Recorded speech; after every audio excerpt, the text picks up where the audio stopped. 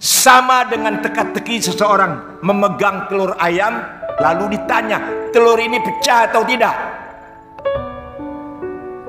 Ada yang mengatakan tidak pecah, diremesnya pecah.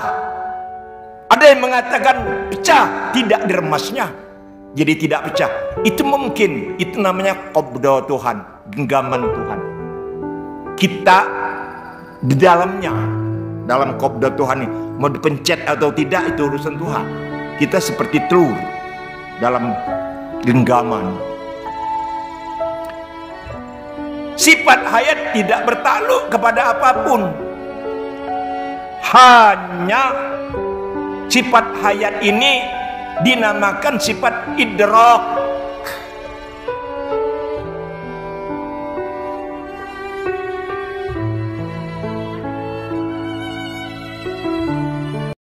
Assalamualaikum warahmatullahi wabarakatuh. Kita malam ini ngaji sifat hayat. Hayat artinya hidup.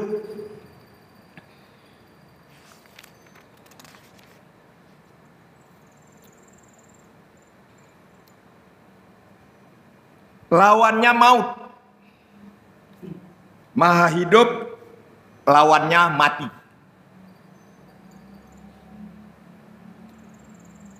Sifat hayat dihitung dari kodrat irodat ilmu.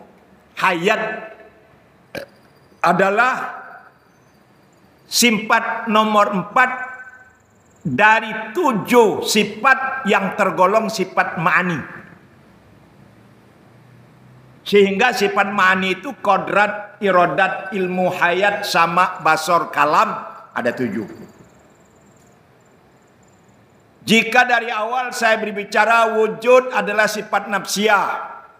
Sifat nafsiyah itu adalah sifat tentang adanya Tuhan. Sifat salbiyah itu sifat yang menolak jika ada anggapan Tuhan itu bersifat yang tidak layak. Nah, sifat ma'ani ini sifat yang membenarkan. Itulah esensi seluruh sifat Tuhan. Hakikat seluruh sifat Tuhan. Sehingga sifat hayat ini tidak bertakluk kepada sesuatu apapun. Kalau kodrat dan irodat sama basor itu kodrat irodat itu takluknya kepada sifat seluruh yang mungkin. Artinya di azal itu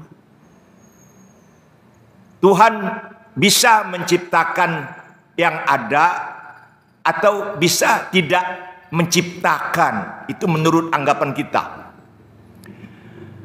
Dan mungkin juga yang diciptakan oleh Tuhan itu menjadi tidak diciptakan. Dan mungkin juga yang tidak diciptakan oleh Tuhan itu mungkin diciptakan. Sama dengan teka-teki seseorang memegang telur ayam lalu ditanya, telur ini pecah atau tidak? Ada yang mengatakan tidak pecah, diremesnya pecah. Ada yang mengatakan pecah, tidak diremesnya, jadi tidak pecah. Itu mungkin, itu namanya qabda Tuhan, genggaman Tuhan.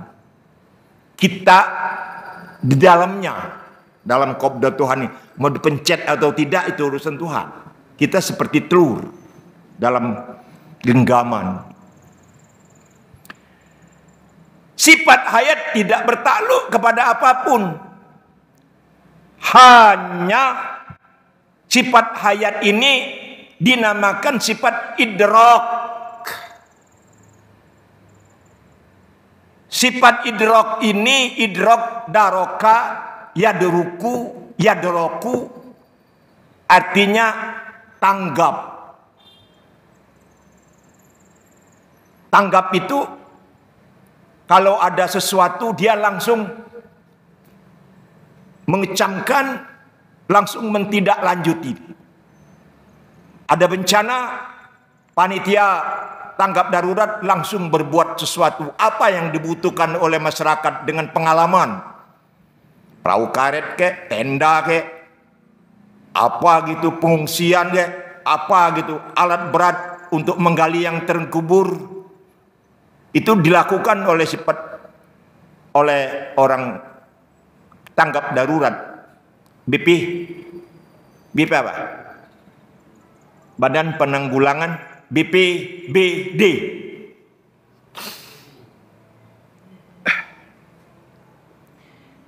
Idrok ini membenarkan. Artinya sifat hayat itu membenarkan 6 sifat yang ada dalam sifat ma'ani. Dia maha hidup. Apa kata kodrat? Tuhan maha kuasa menciptakan sesuatu. Benar. Kata maha hidup. Apa kata irodat? Tuhan menghendaki sesuatu yang telah direncanakan oleh Tuhan. Benar, kata hayat. Apa kata ilmu? Tuhan mengetahui setiap yang tertutup dibuka dengan ilmu Tuhan. Sehingga hilanglah sifat zon, hilanglah sifat waham, hingga hilanglah sifat syak. Yang ada sifat yakin. Yakin 100% benar, 100% salah. Waham, zon 75% benar, 75% salah. Waham 50% benar, 50% salah. Sak di bawah 50%. Kalau orang bilang sak wasangka, sangat buruk tanggapan orang itu. Zon aja berdosa kok. Inna ba'da zon ismun. Sesungguhnya sebagian dari sifat zon itu ismun, dosa. Dalam surat Al-Hujurat. Jadi kita jangan bermain zon-zonan. Husnuzon, apa itu? Berbaik sangka. Orang zon itu sendiri dosa kok. Ada istilah husnuzon. Kalau dilihat dari segi bahasa. Tapi kalau sudah bicara soal tradisi di dunia ini toh, kalau seluruhnya sudah meng-share setiap hoak, semua orang sudah percaya dengan hoak itu sudah dianggap benar. Yang hitam itu dikatakan putih. Rame-rame masyarakat kalau ketemu yang hitam dibilang putih. Dari sudut ke sudut, otomatis ini menjadi putih, bukan lagi hitam.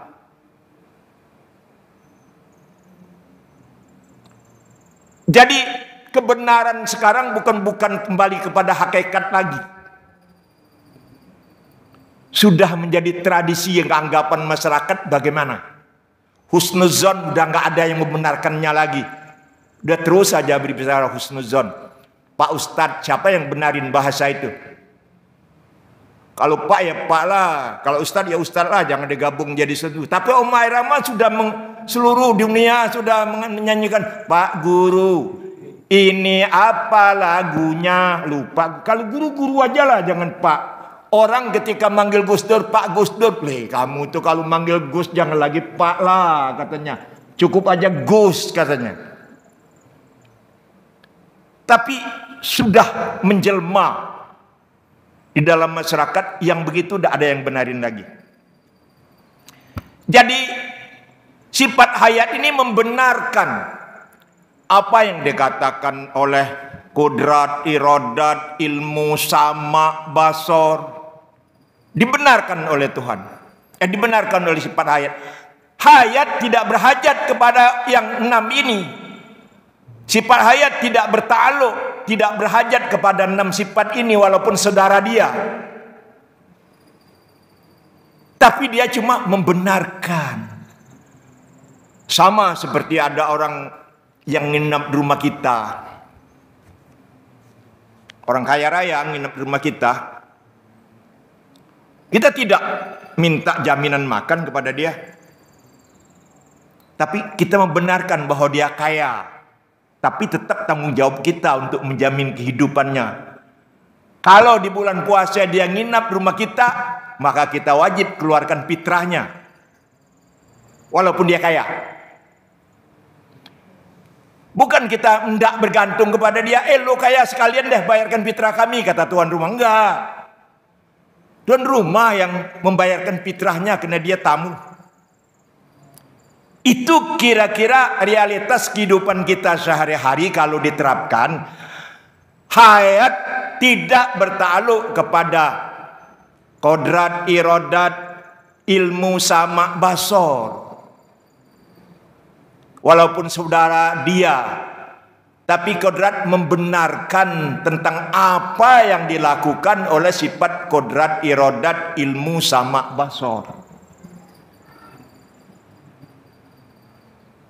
Paham? Paham gak toh? Ya, ma'ani itu adalah esensi dari seluruh sifat Tuhan.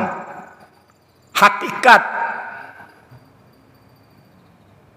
Seluruh sifat Tuhan itu hakikatnya terletak pada hayat. Kalau hayat tidak ada, bagaimana kita mengatakan kudrat? Orang nggak ada, orang nggak ada, nggak hidup, mati misalnya. Mustahil kan bagi Tuhan. Tapi kita katakan ada kodrat, ada kuasa, ada irodat, ada keinginan. Nggak mungkin orang sudah mati. Ada kodrat, ada irodat. Nggak mungkin mendengar lagi. Nggak mungkin berbicara lagi. Nggak mungkin bisa ceramah lagi.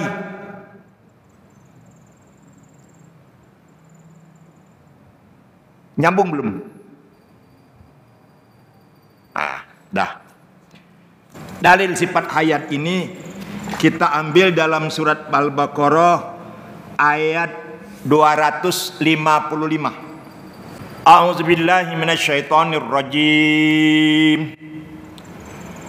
Allahu la ilaha illahu al-hayyul qayyum la ta'khudhuhu sinatun wa la naum lahu ma fis samawati wa ma fil ard.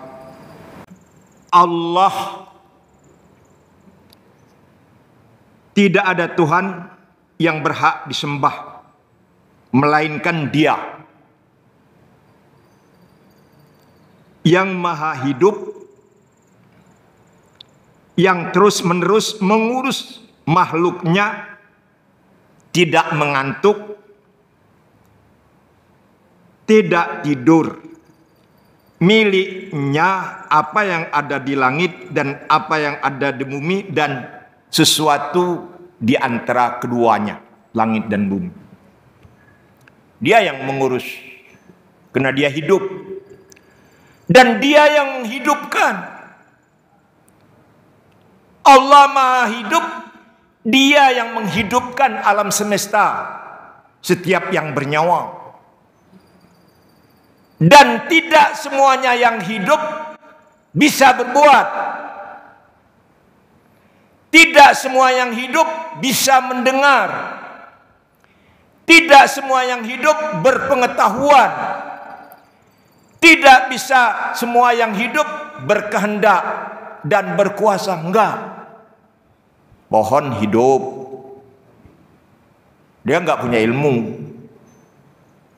Dia enggak jahil kalau ada orang lewat di depan dia enggak hormat lalu dikampleng. Enggak.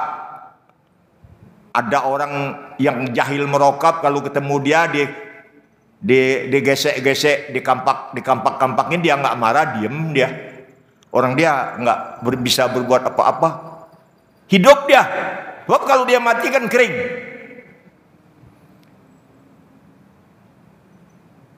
Jadi kalau ada orang ngaji tauhid, tidak semua yang hidup bisa berbuat.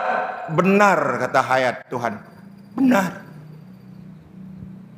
Cuma saya yang hidup, menghidupkan alam semesta. Ada manusia yang hidup di muka bumi ini menyuruh supaya kita mati semua, dia sendiri yang hidup. Kenapa? Seperti orang memboikot sembako. Cari garam susah, cari susu susah, apalagi bulan puasa ini. Cari telur susah, cari daging susah, beras susah. Dia yang mau hidup sendiri, yang lain mati aja deh. Hidup orang itu, tapi tidak menghidupi orang lain. Dia maunya dia hidup sendiri. Itu realitas kehidupan kita sehari-hari. Oh hayat Tuhan enggak, maha hidup. Dia yang menghidupkan alam semesta ini. Itu sifat idrak.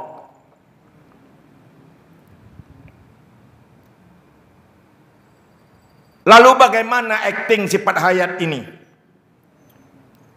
Ada dalam Al-Quran. A'udzubillahi minasyaitonirrajim. Bismillahirrahmanirrahim. Aynama takunu yudrikkumul maut walau kuntum fi burujim musyayyadah. Di mana saja kamu berada, yudrikkumul maut, kamu pasti menjumpai kematian. Walau kuntum fi burujim musyayyadah, sekalipun kamu berlindung di atas benteng yang bertembok tinggi dan kokoh. Di mana saja.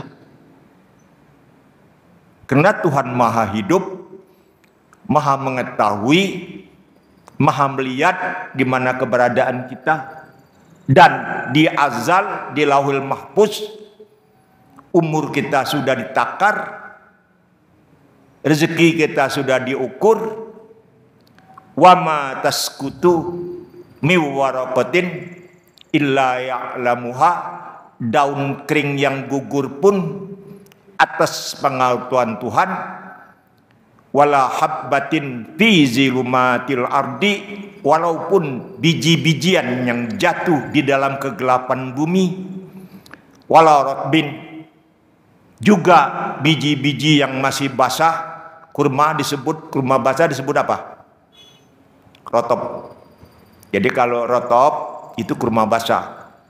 Wala yabisin, biji-bijian yang meletek, yang sudah kering kayak buah karet. Kapan dia udah matang, wah, kamu jauh dari pohon karet toh. Saya di tengah-tengah pohon karet. Itu yang namanya jam 11, jam 12 itu. Kata-kata bunyi kulitnya lepas, bijinya buar, diambil, main kelereng, ter. Anak sekolah SD nggak usah beli lagi deh kelereng, buah balam aja. Pak Terbisi juga itu, ya Pak ya. Iya.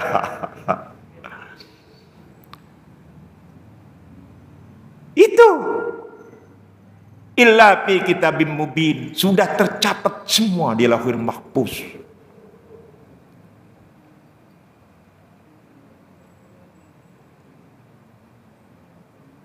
La tudrikuhul absar wa huwa yudrikul absar wa huwal latiful khabir. Tuhan tidak memandang dengan mata, tetapi Tuhan memandang semua mata yang memandang ciptaannya. Dan Tuhan sangat halus dan mengetahui. Itu sifat idrak. Dia melihat kita bukan karena punya mata, bukan. Apa matanya hijau kayak orang sono? Apa matanya coklat kayak orang situ? Apa matanya hitam kayak orang sini? Enggak. Tapi dia memandang setiap mata-mata yang berwarna biru, berwarna hijau, berwarna hitam itu, dia tahu. Dia memandang.